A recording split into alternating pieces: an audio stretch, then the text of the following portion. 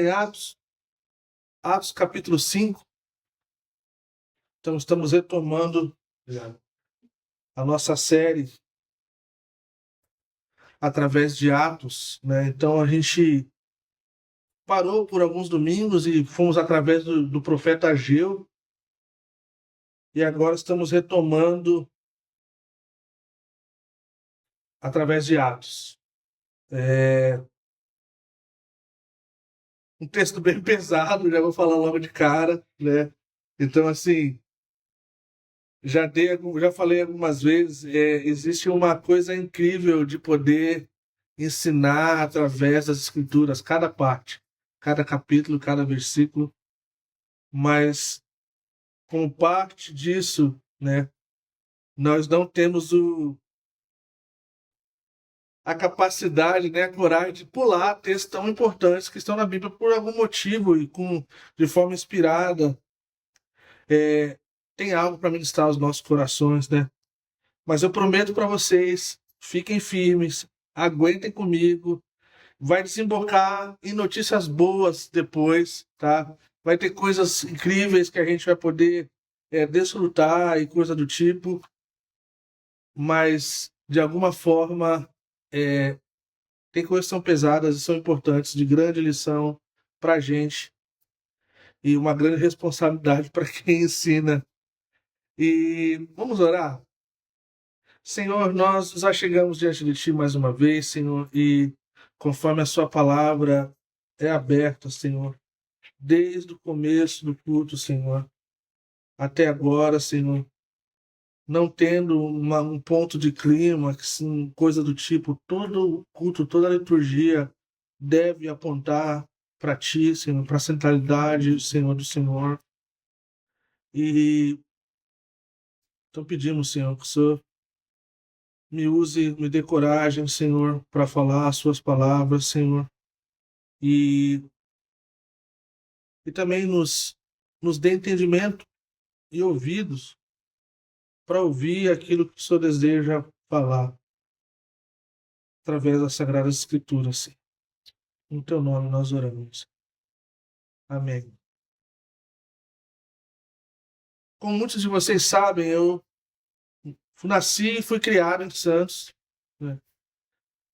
E existem várias coisas engraçadas sobre, né, nascer e ser criado em Santos. Então, todos os lugares onde eu vou no Brasil, primeira coisa que eu falo, cara, eu sou o Cacá, eu sou de Santos, eu falo assim, Charlie Brown Jr., né?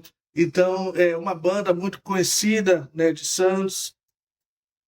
E nos anos 2000, essa banda estourou, né, com a música Zóio de Lula, gravada lá no Quebra-Mar de Santos. Eles botaram um mini ramp, e os caras andando de skate, a música rolando. Talvez para você que não sabe, uma parte da música fala: o meu escritório é na praia, eu tô sempre na área, mas eu não sou da tua laia, não. E aí, tocava em todos os lugares, gente. Era impressionante. Todos os lugares que você ia, essa música estava tocando. A MTV estava no seu auge aí nessa época. E uma coisa que essa banda carregava consigo, além de ser uma coisa muito regional e muito bairrista, até hoje há um orgulho de ser santista, não do dono do time do Santos, tá, gente? Porque em Santos tem mais corintiano que santista. É bom lembrar isso. Mas eu falo que a coisa é de ser, sabe, o curitibano, assim, raiz, assim, cara, Curitiba é a melhor capital do Brasil. E ninguém se discute. E aí, quando você é de Santos, assim, cara, Santos, ele tem os seus problemas, grandes problemas, mas Santos, cara, é o calçadão mais bonito, cara, do Brasil. E aí, então, ouvindo essas músicas, crescendo, vendo essas coisas, tinha uma coisa que chamava atenção. Era essa coisa crua da honestidade. De ser quem você deve ser e se portar como você é de verdade. Então, o falecido Chorão, né, que era o vocalista da banda, ele tinha essa coisa de ser verdadeiro. É melhor ser verdadeiro do que parecer bonito. Ele tinha essa coisa. E é uma coisa que chamava muita atenção, de que é melhor ser cru, é melhor ser sincero, É melhor ser deselegante do que fingir uma vida que não existia. E todos os lugares, talvez, que tem as suas comunidades, seja do esporte, seja da música, seja do que for, sempre tem um grupo que quer sobressair, sempre tem pessoas que querem parecer algo que não são. Mas, gente, lá no fundo, a gente precisa ter consciência que isso é uma coisa extremamente humana. Nós jamais vamos querer parecer inferior diante de qualquer cenário, diante dos nossos amigos ou pessoas que nós conhecemos. Mas sabe de uma coisa? A gente desconfia de quem parece bom demais. A gente desconfia de quem parece ser uma coisa estranha, diferente. A gente sabe que aquele desconforto de alguém que quer aparecer, né, como na linguagem mesmo de santo, fazer média, né, querer sobressair sobre as coisas. E quando o sorriso não bate com o olhar, quando o tudo bem esconde o não tá bem, gritando lá dentro. Tem até uma palavra, né, ou palavras, essa coisa do tudo bem, não tá bem, né? Tem uma palavra que a gente usa no passado e ainda usa, mas existia alguma coisa lá em Santos, na juventude, que ninguém queria parecer careta. Ninguém queria parecer quadrado. Essas são as gírias do passado, gente. As mais modernas agora inventaram o tal do cringe, né? Tipo, e coisa do tipo. É a mesma coisa. Ninguém, né? Ninguém queria parecer careta, ninguém queria parecer o estranho, ou a coisa não original. E hoje não é muito diferente, gente. Hoje não é muito diferente. Ninguém quer ser aquele que finge. Nós queremos parecer autênticos e genuínos, né? E olha que interessante, que há quase 2000 anos antes de qualquer música de rock, qualquer tipo de banda, qualquer tipo de cidade como a nossa de Santos, a gente vê essa situação, só que com um peso que nenhuma letra consegue capturar da realidade desse evento, né? Então, gente, é uma história sobre o que acontece quando alguém tenta enganar Deus, fingindo uma entrega que nunca existiu. E eu preciso ser honesto com vocês, gente. Cara, é, é extremamente difícil lidar com esse tema hoje. Porque, assim, nessa sociedade líquida na qual nós vivemos, a ofensa se tornou uma coisa muito normal, normalizado, talvez não normal, mas banalizado. Porque se ofender por qualquer coisa, e quando nós temos que lidar com coisas duras e difíceis nas escrituras, nós, confesso para você que carrego um peso como pastor de como lidar com essa realidade sem transparecer que está sendo uma indireta para alguém, está sendo alguma coisa que eu ouvi durante a semana. Esse é o privilégio de poder também ensinar através das escrituras. É que, embora alguns de nós achamos muito especial, talvez, para ser lembrado dessa forma, é a passagem que seria para esse domingo. Se você vier no próximo domingo, vai ser a passagem já esperada para isso. Então, isso acaba nos guardando. E eu queria, então, antes da a gente entrando no texto, né, a gente vê em Atos capítulo 5, a hipocrisia dentro da igreja recém-nascida. A gente vai ver pela primeira vez o nome igreja sendo citado na Bíblia, eclésia. Então, uma igreja recém-nascida, já diante de uma hipocrisia fora do normal. O poder de Deus confirmando quem é real, quem é que sabe de tudo, quem é o governador de tudo e o rei de tudo. E a coragem de gente que não tem mais nada a esconder. Nessas três cenas, gente, a gente vai ter que lidar com perguntas como: será que dá para viver sem máscara diante de Deus? E o que ele faz quando a gente tenta ficar com ela? Então, o tema dessa manhã é sem máscara. Sem máscara. Vamos lá, Atos capítulo 5, versículo 1, desculpa. E a gente vai olhar essa primeira sessão, dar mais atenção a essa primeira sessão e vamos ver aonde nós chegaremos diante da exposição. No versículo 1 fala: um homem chamado Ananias, com Safira, sua mulher, também vendeu uma propriedade. Ele reteve parte do dinheiro para si, sabendo disso também sua mulher, e o restante levou e colocou aos pés dos apóstolos. Então perguntou Pedro: Ananias, como você permitiu que Satanás enchesse o seu coração, ao ponto de você mentir ao Espírito Santo e guardar para você uma parte do dinheiro que recebeu pela propriedade? Ela não pertencia a você? E depois de vendida, o dinheiro não estava em seu poder? O que levou a pensar em fazer tal coisa? Você não mentiu aos homens, mas sim a Deus.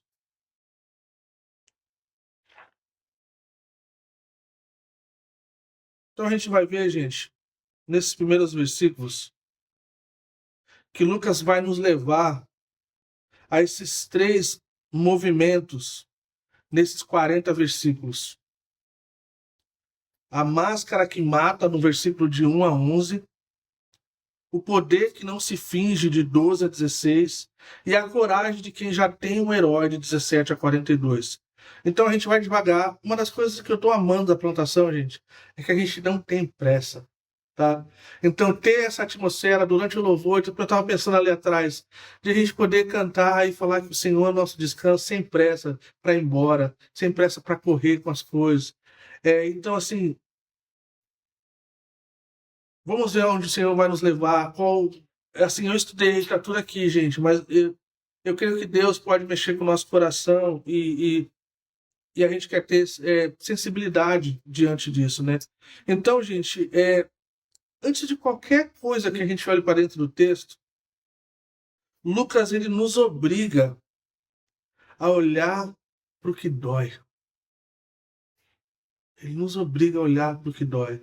É doloroso.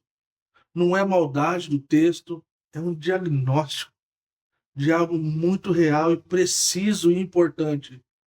E uma igreja, um indivíduo que não encara isso de frente, ele não consegue entender o resto do capítulo, porque ele vai ficar preso em coisas que não são necessárias, não são necessárias, não são importantes, e elas não cumprem o papel que deveriam cumprir. Então, uma coisa interessante, logo como a primeira observação do texto, no versículo 1 e 2, eu não sei se vocês prestaram atenção o suficiente, mas é um gesto copiado. Por que é um gesto copiado? Quando nós somos estudantes da Bíblia e quando nós olhamos por cada parte da Bíblia, a gente precisa olhar e fazer perguntas e olhar para os textos anteriores, depois, o capítulo anterior e depois. Olha que interessante. O termo aqui, também vendeu. Também vendeu. Isso quer dizer o quê, gente? No nosso português. Que alguém havia vendido. Então, também vendeu. Ele seguiu um exemplo. E olha que interessante. É a palavra mais importante, talvez, desse versículo. Não é de forma acidental, né? E é entregado tudo aos... Nessa realidade, a gente vê que não é um acidente de tradução. É a mesma palavra aqui, gente. No fim do capítulo anterior, no capítulo 4, Barnabé tinha acabado de vender um terreno e entregado tudo aos pés dos apóstolos. Versículo 36 e 37 no capítulo 4. Então a gente está vendo essa história, gente, acontecendo. Então Ananias e Safira olha para Barnabé, vê que essa coisa, Barnabé foi um cara respeitado pela igreja através da história. Alguém que sabia encorajar e consolar. Alguém que era generoso. E olha que interessante. Um comentarista fala que ele lê esse contraste como proposital, que Ananias e Safira são estruturalmente uma cópia mal feita de Barnabé. E a gente vê isso na história da Bíblia. Quando algumas pessoas fazem tais coisas, tipo assim, cara, eu quero tal coisa. E a gente vê a revelação do coração do ser humano em querer ser o que não foi feito para ser feito.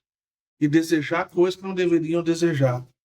Então, o David Gusk ele fala assim que depois de ver a generosidade de Barnabé e o respeito que ele recebeu, Ananias e Safira quiseram receber o mesmo respeito, sem pagar o mesmo preço. Cara, essa é a chave do negócio. Então, gente, quando nós olhamos para isso, não tem como negar que existe, os próximos versículos, existe esse peso de que, de uma forma, esses textos são tão mal interpretados e mal usados e mal aplicados que requer uma atenção muito especial. E eu quero pontuar, antes de seguir adiante nesse texto, é de que tudo que vai acontecer nesses primeiros versículos, 11 versículos, gente, é um aspecto fundacional. Não é uma coisa que Deus sempre faz assim. Não é uma coisa, se você fizer tal coisa, Deus vai lhe matar. Não é isso, gente. As pessoas têm usado isso para o mal, mas Deus não é assim. O coração de Deus é o coração para a vida. O coração de Deus é para o bem. É para o nosso bem, é para o nosso futuro, é para a nossa família. Mas por aspecto fundacional, o que eu quero dizer com isso? A história está sendo escrita e foi necessário para que a gente pudesse aprender através dos erros e acertos dos nossos irmãos e irmãs, para que a gente não caísse na mesma coisa, para que a gente pudesse olhar por um parâmetro que existe algo que Deus criou. E quando Deus nos criou e nos chama a viver essa vida, quando nós não precisamos passar pelo, pelo julgamento de Deus. Nós não precisamos passar por sermos punidos da forma que nós deveríamos. Então, Cristo pagou o preço por nós, para que a gente não precisasse pagar. Para que a gente não precisasse pagar. Mas nesse aspecto aqui, Ananias e Safira serve como um exemplo para sempre de que Deus não se engana, de que Deus não é enganado, de que Deus não dá para ser visto como alguém que a gente maneja e manuseia da forma que nós queremos. Olha, eu te dei isso aqui, Deus, agora você tem que fazer isso aqui. Não. Nós olhamos para o Senhor e nós reconhecemos a nossa pequenez e nós nos rendemos à sua vontade. Então, seguindo adiante no texto, a gente vê que tem uma outra palavra importante aí, na verdade o verbo, né, por trás disso no grego ali, reteve parte. Então eu amo como é lidado com essa realidade, como Pedro ali, mais uma vez, como líder daquele grupo ali. Ele está usando a mesma palavra. A gente não vai ter tempo para entrar lá, mas em Josué, capítulo 7, se você estiver anotando, tem um roubo que acontece, então eu vou parafrasear, né, conhecido como Diacã, e aí ele rouba, e aí tudo desencadeia da coisa, tipo assim, ele escondeu parte do que devia ser todo consagrado, ele vai e esconde uma parte. E então, um monte de coisa acontece, vale a pena ler. E aí fica conhecido como pecado de Acã, né? Eles descobriram que ele estava carregando coisa que não era dele, que não deveria ser.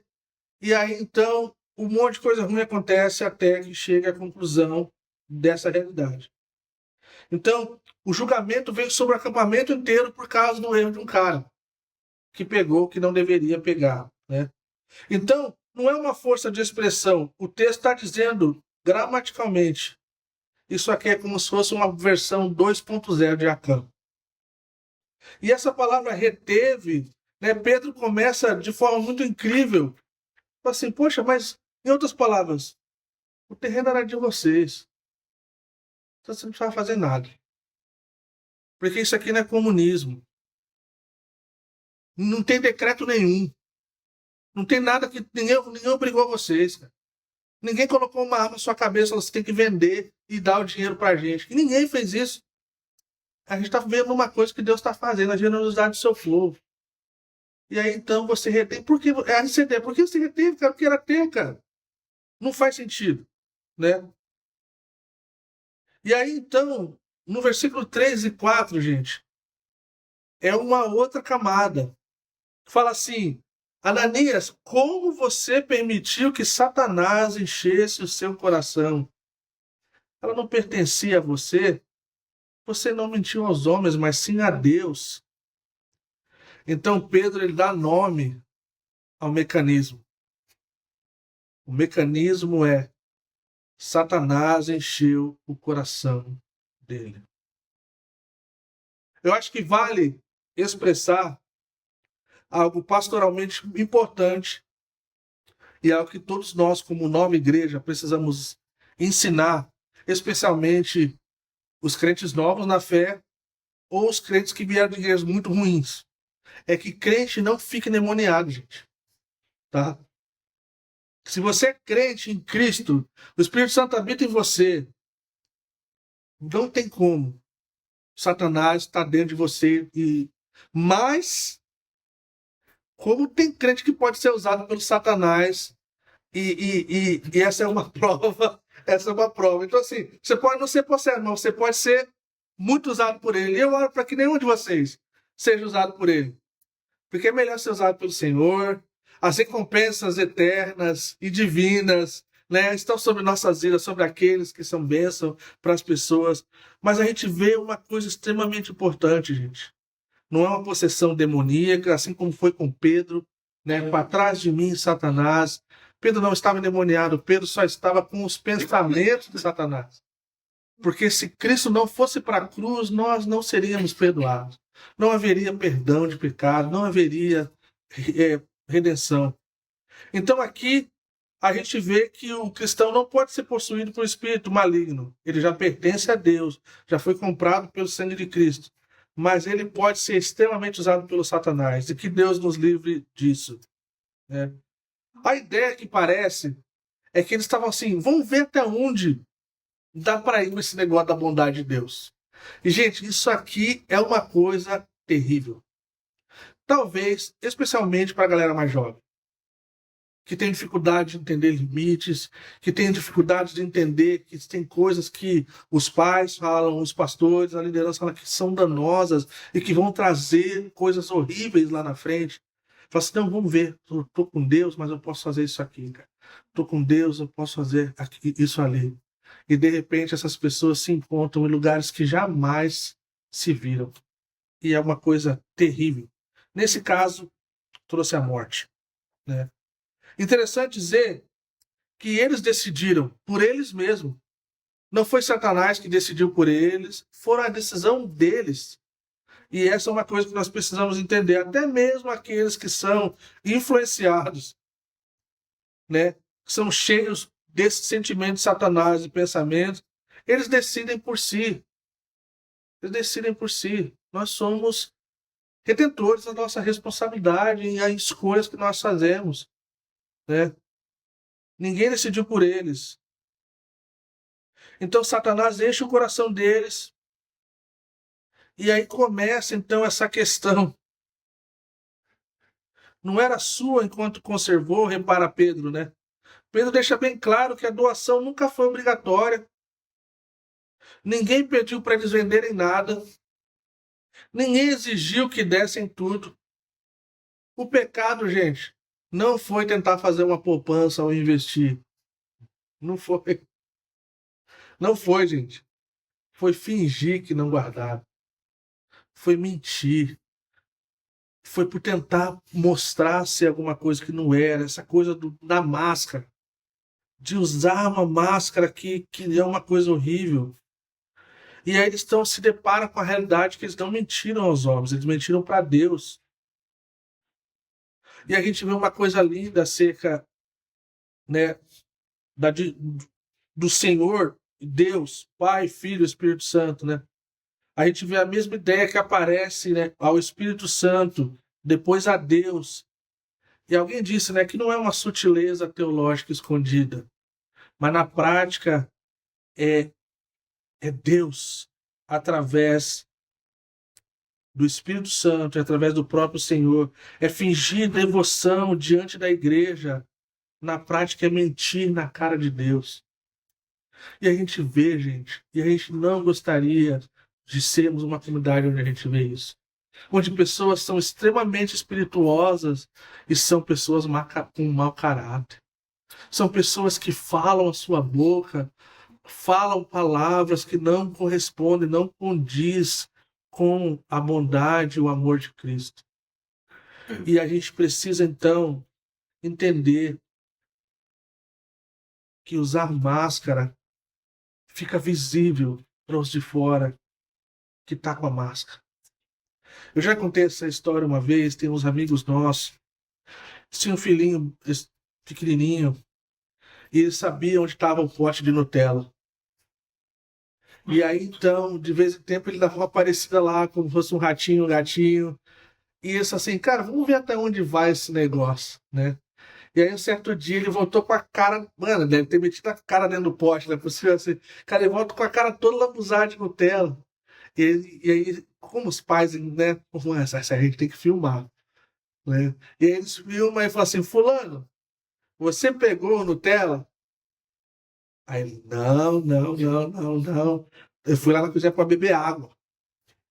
Então tá bom. Mas assim, vou te dar mais uma chance, cara. Tu comeu a Nutella, cara? Não, não, não, não. Que isso? Eu tava com sede. Cara, e essa cara toda suja de Nutella aí? Ele olha pro lado, olha pro outro. Partiu. Não dá pra negar, gente. Não dá pra negar. Já contei também essa história só por questão de quebrar um pouquinho o clima aqui. Vocês, talvez eu tenha uns amigos assim, você nunca teve. Já teve um amigo que se você inventar um esporte na hora, ele já fez? E eles acham que eles apavoram. Eles acham que assim, eu sou por cima desses caras. Fala assim, cara, a gente tem um negócio lá que a gente chamava chute cambalhota, cara. E aí toda vez que você chutar, você tinha que dar uma cambalhota. E quanto mais cambalhota você desse, você era o campeão. Nossa, eu cresci brincando isso aí. Cara, a gente nunca brincou disso aí. Isso aí é coisa de xarope, né? E fica muito visível, gente. Aí, por exemplo, outra coisa assim que talvez é só eu que conheço também esse tipo de gente. Cara, foi perguntar para um rapaz uma avaliação de plantador, assim, cara, qual a sua dificuldade? Conta só uma pra gente assim, cara, o problema você olha pra você e você fala assim, poxa. Aí a gente ficou pensando, mano, esse cara vai falar assim que o problema dele é o perfeccionismo. Aí ele falou assim, cara, eu não consigo lembrar. Aí a gente junta a equipe assim e fala assim, mano, agora lascou, porque tipo assim, a gente não esperava essa resposta. Alguém fala assim, vamos jogar a esposa, vamos jogar a esposa. Fala, gostaria de incluir agora a esposa nisso aqui? Você pode falar um pouquinho assim, alguma dificuldade do seu marido? Ele falou, mano, agora vai puxar o rolo, né, do papel higiênico e vai falar. Não consigo falar nada assim, cara. Ele é tão bondoso, tão incrível. Falei, cara, olha, ele precisava ser discipulado, essa mulher. Não, brincadeira. Não existe, não tem como, gente. Não tem como, por mais incrível e amável e importante e um gentleman, não pode ser o que for. Nós temos coisas que não requer muito tempo a gente olhar assim e falar assim, cara, eu não tenho orgulho disso aqui. E como eu queria que isso aqui não tivesse parte da minha vida. Mas esse é o ponto. Então a gente vê esse preço de fachada. A gente vai ver do versículo 5 a 11. Ouvindo isso, Ananias, ele caiu morto. Grande temor apoderou-se de todos. Então, assim, essa é a coisa que a gente precisa entender, gente. Nesse aspecto fundacional, Deus está ensinando a igreja. E quando a igreja vê algo desse tipo, ela teme. Todos, o temor apoderou-se de todos. Houve possessão aqui, possessão de temor. As pessoas assim, opa, com Deus não se brinca. Com Deus não se brinca. E grande temor apoderou-se de toda a igreja. Primeira vez a igreja é citada aqui, Eclésia. Toda a igreja. E todos os que ouviram falar desses acontecimentos. Imagina, gente. A gente vai sair com os amigos, talvez, para dar uma volta no Barigui ou comer alguma coisa. Assim, cara, tava domingo ali, tava na igreja, cara. Puxa, um casal, o cara mentiu, mano. Cara, morreu na hora. Na hora que tava cantando Incrível Graça. Imagina uma coisa tão real, gente, pra gente, sim. Imaginem. O... Teve um irmão bem antigo aí, né? João Crisóstomo. Ele pregando essa passagem mais de 1500 anos. Repara. Ele repara em algo que a gente costuma deixar passar batido. O pecado foi combinado, gente. Foi premeditado. Os dois sentaram. Os dois calcularam. Os dois assinaram embaixo. Não foi tipo assim, cara, vamos seguinte, vendemos aqui rapidinho, vamos separar o negócio aqui. Não, não. Vamos fazer isso. Vamos fazer aquilo. Vamos olhar para isso. Foi um projeto de um casal, gente. Então, o Crisóstomo, ele aponta isso, é o que torna tudo mais grave. Uma circunstância agravante foi que o pecado foi combinado entre os dois, planejado às portas fechadas, sem testemunha humana. E a gente vê esse irmão tão antigo dando esse relato. Eles estavam tão seguros que ninguém saberia, que ninguém imaginaria que alguém na sala o tempo todo passaria por essa questão. E isso gera, para mim, gente, isso gera um santo temor. Porque o que a gente mais tem visto nos dias de hoje são crentes caindo em pecados, pastores e líderes. Cara, uma vergonha, cara, coisas que estão guardando que achavam que ninguém saberia. Mas o Deus da Bíblia, ele não é cego. Ele não deixa a injustiça, a impunidade. E pode parecer, gente, é uma coisa eu falo para mim mesmo constantemente de que eu preciso ser relembrado disso. Meu pastor costumava dizer, lá nos meus 17, 18 anos, eu ouvi pela primeira vez ele ensinando Romanos, e ele falou assim: eu nunca vi e eu nunca vou ver um orgulhoso ou mentiroso prosperar nessa vida. Pode parecer, mas é só uma questão de tempo. Porque Deus tem um compromisso em abater o orgulhoso e dar graça ao humilde. Então, que a gente possa ser, assim como uma das igrejas lá de Apocalipse, diligente e aonde caímos. Rápidos em levantar as coisas que nós estamos fazendo. Para que a gente não carregue isso. Que a gente tenha pessoas, que a gente parte desse aspecto da nossa do tripé de conectar pessoas com Jesus, com pessoas e com propósito e missão. Quando nós pensamos no grupo de conexão, quando nós pensamos nesse aspecto de conectar pessoas com pessoas, uma das perguntas que vem é se eu tenho alguém para ligar nos meus melhores e piores dias. Isso é importante, gente. Porque o pecado está nos rodeando. E nós precisamos ter pessoas que a gente possa ser honesto e falar, cara, ora por mim. Eu tô precisando de ajuda, cara. Eu tô passando por isso na minha vida e eu sinto que eu tô fraquejando. Talvez eu vi coisas que não deveria, talvez eu vi coisas que não deveria, talvez ah, passei um pouco da onde deveria, seja o que for, gente. Que possamos ser vigilantes diante desse cenário. E aí então aparece essa realidade de grande temor, aparece duas vezes. É como se fosse assim, um abrir e fechar a cena, do 5 a 11, do 5 e 11. É a primeira vez que a palavra igreja é citada aqui em todo o livro de Atos, e é bem aqui no meio do juízo pesado que ela nasce. Importante dizer, gente, e, e assim, é óbvio, é repetitivo, mas é muito pedagógico. Que mesmo nessa situação tão pesada, tão radical, os erros da igreja, eles não depreciam a igreja no ponto de vista de Deus. Ele não é uma forma de banalizar o que é errado, mas também não é uma forma de também excluir uma instituição criada por Deus. A igreja e a família foram instituídos por Deus. E não importa o número de divórcios que acontece nos dias de hoje, não muda o que Deus colocou como instituição. Vocês estão me entendendo, gente? Ah, mas o pessoal está divorciando a qualquer coisa. É verdade. Mas isso não faz do casamento algo banal. Isso faz do casamento que Deus criou, que é a aliança. Uma aliança eterna. Assim como Deus é para com a sua noiva, sua igreja.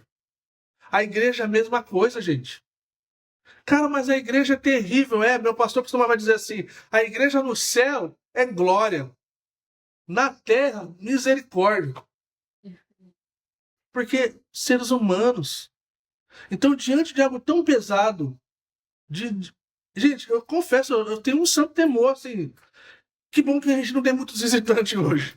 De verdade, gente. Porque a gente está falando aqui de juízo de Deus. E eu quero estender essa coisa de que a gente precisa ter um santo temor de irmos diante de Deus com a nossa vida, com os nossos corações e com as coisas que nós fazemos. Mas também existe um cuidado acerca da natureza e do caráter do nosso Deus, que é de bondade, de graça, de amor. Ele não é um Deus mau, ele não é um Deus que quer o mal das pessoas, ele não tem prazer na morte da sua criação, até mesmo do ímpio. Então a igreja é citada aqui, esse povo que se reúne com um propósito diante de algo tão pesado. É como Deus estivesse falando assim, gente, em outras palavras. Gente, esse povo aqui, ele é um povo falho. Mas tem um povo querendo fazer a coisa certa. Tem um povo que é honesto. Mas no meio desse povo, tem um povo também que mente. Tem um povo também que tenta se aproveitar. Tem um povo aqui também com o coração errado. Mas está aqui, essa aqui é a minha igreja. E da minha igreja eu vou cuidar. E esse é o maior encorajamento que eu e você podemos ter de pessoas que nos feriram dentro da igreja. É de saber que um dia todas as coisas vão convergir para que Deus cumpra o seu propósito. E esse é o nosso encorajamento na vida. De que todas as coisas, um dia, elas vão convergir. Todas as coisas, gente. Quando todo joelho se dobrar, quando toda a língua confessar que Jesus é o Cristo, todas as coisas vão vir a esse lugar de rendição ao nosso Senhor. Dos corações mais duros, dos bandidos piores, das pessoas mais cruéis, elas vão estar nesse lugar de reconhecimento para um tempo de eternidade final.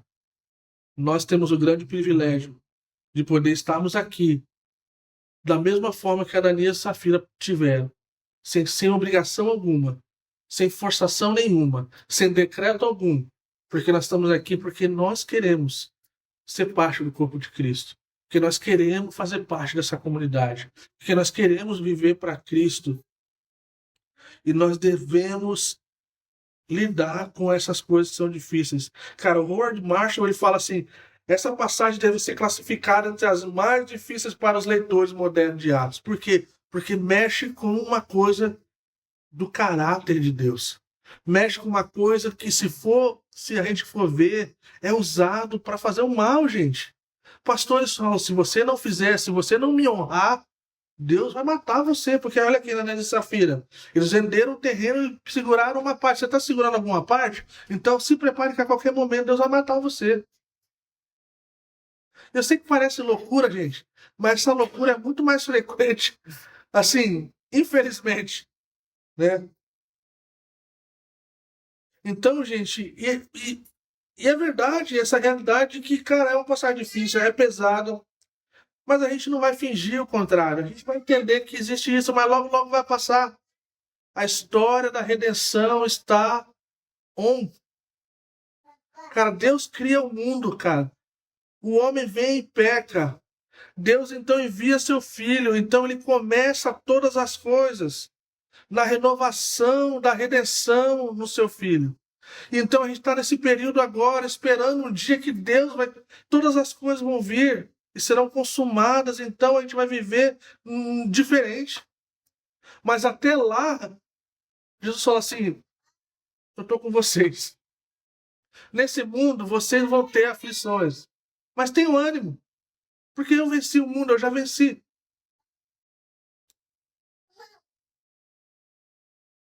Então, gente, só para fechar essa questão, o texto não está dizendo que Deus mata todo mundo que mente na igreja hoje, tá? Ufa, dá para dar aquela respirada, né? Dá para dar aquela respirada. Existe uma outra passagem também bem fundacional que acontece com Nadab e Abiú em Levítico 10. Também a gente não vai ter tempo para ler, mas, cara, a ideia, mais uma vez, eles queriam oferecer incenso, adoração ao Senhor. E aí, quando a gente olha no Antigo Testamento, havia essa reverência, havia essa santidade, havia essa coisa de que encontrar com o Deus Criador não dava para ir de qualquer forma, não dava para ir de qualquer jeito. Então, Nadab e Abiú, eles tentam parecer uma coisa que eles não são. Eles tentam oferecer algo que não era verdadeiro. Então, eles caem durinho da mesma forma. E a lição é a mesma. Não dá para viver, dá para viver com máscara entre as pessoas por um tempo, mas com Deus não dá. Uma hora a máscara cai. E quando ela cair, a coisa é muito feia. Então, o texto não está dizendo que Deus mata todo mundo, tá? Mas é algo fundacional, é algo que nos lembra como um santo temor. É algo que nos lembra de uma coisa que nós precisamos, é como se fosse um marco solene, né? Do tipo que acontece uma vez para estabelecer um padrão, para que a gente possa entender, olhar para Deus e falar assim, cara, eu não quero, sabe? Não é uma coisa que se repete toda semana, não é uma coisa que as pessoas vão usar, coisa do tipo. Então eu quero fechar essa parte, gente. Se você é cristão, essa primeira cena é sobre você, é sobre eu. Não só sobre gente pior lá de fora. Que a gente tende a olhar o pessoal de fora, né? O pessoal é mentiroso, o pessoal é isso, o pessoal é aquilo. A pergunta não é se você já mentiu para Deus tão grande quanto Ananias. Se você já vendeu um terreno, um carro, e você, cara, não deu o seu dízimo e oferta, e você deu uma mixaria lá para dizer que... Não é esse o ponto. A pergunta é, você está fazendo coisa, você está tentando parecer uma coisa com Deus e com a igreja, fingindo uma coisa que não é real. Esse é o ponto.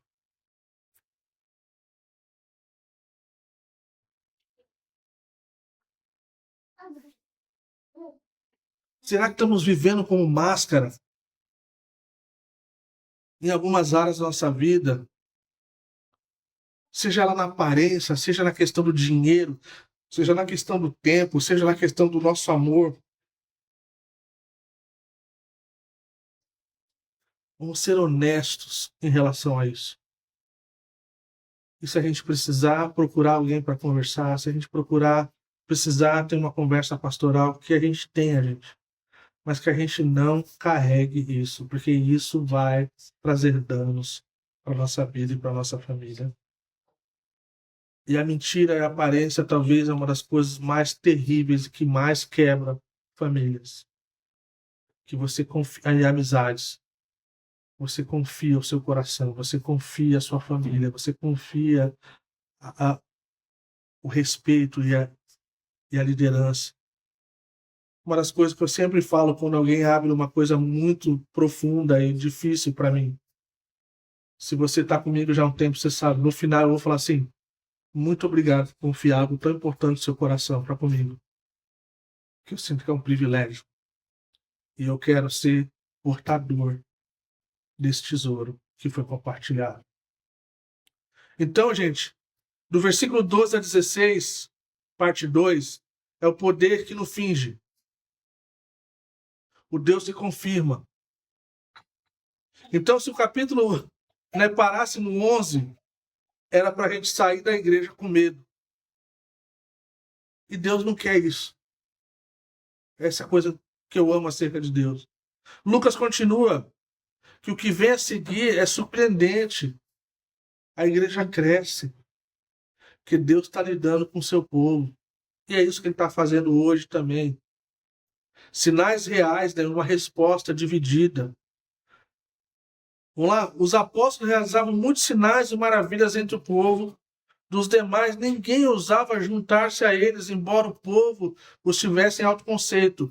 Em número cada vez maior, os homens e mulheres criam no Senhor.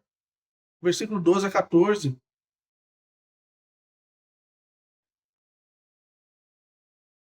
Eles se realizavam muitos sinais e maravilhas. Todos os que creram costumavam reunir no pórtico de Salomão. Dos demais, ninguém ousava juntar-se a eles, embora o povo tivesse em alto conceito. Em número cada vez maior. Homens e mulheres criam no Senhor. Eles eram acrescentados. Então a gente vê, gente, que é uma coisa incrível, divina. É uma obra de Deus, não é uma obra dos homens, né? É o poder de Deus mediado por pessoas reais, com nome, endereço e história. Eu amo esse aspecto aqui. Fala que eles lançavam aos pés ou às mãos dos apóstolos. Os apóstolos carregavam essa responsabilidade de guiar o povo de Deus, mas também guiar, administrar as finanças e os recursos da igreja. Isso é de extrema importância, gente. Duas reações aqui. Ninguém ousava juntar-se, um respeito temeroso, vamos assim dizer, e um número cada vez maior que criam de fé, de verdade, nascendo. O mesmo temor que julgou por dentro, a parte 1 também atrai por fora. Uma coisa incrível, gente. Um ponto pastoral que a gente pode ver é que o crescimento numérico sozinho nunca é prova de saúde espiritual. Ouçam isso, gente. Várias denominações estão olhando para igrejas extremamente não saudáveis porque os números são altos. Números altos não são uma representatividade de uma igreja saudável, de uma igreja bíblica. Existem empresas hoje que têm o seu jeito de fazerem coisas, de crescer números. Gente, tem empresas que são contratadas por igrejas para mentirem no aspecto de cura e tantas outras coisas, para aumentar o número de pessoas participando. Eles garantem que em um mês eles conseguem levantar 100 pessoas fácil, se você pagar o preço que eles estão cobrando. Então, gente, não é suficiente o crescimento numérico para a prova de uma saúde espiritual. Lucas coloca esse crescimento bem lado a lado do juízo do capítulo, do propósito, não por acaso, mas é algo que Deus está fazendo, é algo incrível. Versículo 15 e 16. De modo que o povo também levava os doentes às ruas e os colocavam em camas e macas, para que pelo menos a sombra de Pedro se projetasse sobre alguns, enquanto ele passava. Afluíam também multidões das cidades próximas a Jerusalém, trazendo seus doentes e os que eram atormentados por espíritos imundos, e todos eram curados. Gente, é uma coisa incrível, gente. Que até é uma coisa estranha, como essa questão da sombra, como essa questão de, cara, quando Deus faz coisas, é admirável. Né? Então a gente levando os doentes lá para a rua para pegar a sombra de Pedro. Né? Um comentarista fala que o texto narra essa reação popular, mas não é necessariamente ensina como um método. E essa é uma das coisas difíceis acerca do livro de Atos. A nossa igreja, né, como movimento, a gente costuma dizer embora a gente seja um movimento que eu considero, uma igreja que eu considero muito aberta para muitas coisas, mas a gente costuma dizer, se você não viu Jesus fazendo, se você não viu os apóstolos ensinando e as cartas sendo ensinadas, tome cuidado com algumas práticas, né? Então, assim, Jesus fez isso, mas, cara, nas cartas Paulo instruiu, ou alguns irmãos instruíam a fazer dessa forma. Cara, isso aqui é uma coisa para ser repetida? Isso aqui é uma coisa que a gente deve cumprir como igreja? Então, gente, é daí que vem essa aspira louca do negócio de jogar paletó, do lenço do cara, da sombra. Já tem um aí que agora, realmente agora romperam com ele, mas ele dava chute nas pessoas porque disse que tinha sentido dor de ser curado. E foi considerado um dos maiores avamentos dos Estados Unidos, que Deus nos livre desse mal. E o resultado, o cara traiu a esposa e casou com outra pessoa. Esse foi o avamento. E aí me perguntaram pra ele, cara, você chutou, cara. Não, tem que doer antes de curar. Então, assim, é desses lugares que vem essas coisas, gente. Tá? Essas coisas estranhas. Não é uma fórmula de cura, não é uma coisa que a gente deve ficar tentando ver com essa sombra, né? Ver se tem um solzinho, ficar passando ali para ver se cura. Não é essa a ideia, tipo assim, isso é loucuragem. E é tão importante essa coisa, gente, que o óbvio nem sempre é óbvio. E as coisas que você mais assim, fala, não tem como. Tem sim, tem. Tá? Então é um detalhe para segurar com calma, com humildade, sem fechar a questão numa direção, entender que Deus é capaz de fazer todas as coisas, nós não. Ele tem toda essa questão do livro de Atos ali, de pensar no futuro da igreja, enquanto a igreja acontecia, e nós somos meros aí coadjuvantes na grande história, o qual ele é o protagonista, e dele é a glória, e ele é aquele quem faz, e nós somos simplesmente aqueles que estão lá, assim como os outros tiveram. Mas isso aqui não é um ensino para seguir adiante. Não acontece todos os dias, não acontece com frequência, e talvez não acontece de forma alguma. Tá? Mas, se Deus quiser fazer, ele faz, porque ele é Deus. Né? Amém. E uma coisa incrível é, todos. Essa aqui é uma coisa incrível, gente. Porque, cara, Lucas era um cara bem inteligente, ele sabia o que era todos e não todos. Ele fala assim, todos. Então, mais uma vez, uma questão fundacional, cara, todos, traziam gente de tudo quanto é jeito, todo mundo era curado. Por que isso não acontece hoje? Porque eu não sou Pedro, ninguém é Jesus e ninguém tem esse poder, a não ser ele. Porque se a gente tivesse, a gente iria para qualquer lugar, ou faria um ponto na praça ali, falar, gente, traz o pessoal que todo mundo vai ser curado. Seria loucuragem, tá? Deus, mais uma vez, gente, Deus está escrevendo a história. E é bom que nós temos o livro de Atos. É bom que nós temos as epístolas paulinas. É bom que a gente tenha os 4 evangelhos para que possam nos moldar diante dessa realidade. Então, gente, onde nós temos a aplicação? Onde nós temos buscado de fachada ao poder de Deus? Será que temos? Será que tem algum sinal de emoção, alguma coisa de experiência que a gente tem buscado? Mas, na verdade, a nossa vida é apática acerca do Senhor. Será que essa coisa do eu sinto Deus, mas assim, as coisas são importantes para Deus, talvez não faz parte da minha vida. Eu falo no aspecto de leitura das Escrituras. Eu falo no aspecto da oração. Eu falo no aspecto do jejum. Eu falo no aspecto do tempo que nós temos com o Senhor e com os nossos irmãos. Será que nós temos valorizado as coisas que são mais aparentes do que o aspecto da realidade da vida comunitária cristã? As crianças estão aprendendo agora, tem uma fotinha bem bonitinha que elas vão trazer para os seus pais logo, logo. Que tem um menininho assim e outro menininho com um coraçãozinho. Ele fala assim, Deus, os homens olham esse menininho aqui, assim. Mas Deus, ele olha o coraçãozinho. E essa é uma lição de uma criança pode entender. Né? E a gente, então, precisa entender que seja como for, nós aprendemos sobre a glória de Deus, sobre a paixão pela glória de Deus. Essa falsa espiritualidade, ou a falta de espiritualidade.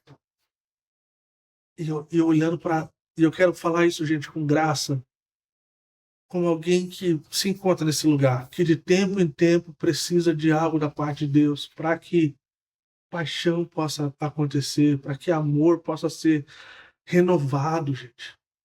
E eu queria, não sei como a gente vai fazer,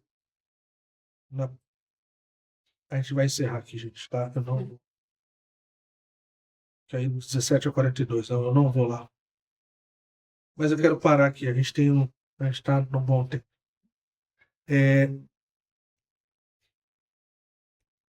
Eu estava nos Estados Unidos um tempo atrás, na igreja de um amigo meu, chamado Redemption, e existe algo que eu quero fechar no aspecto da nossa comunhão e espiritualidade, gente.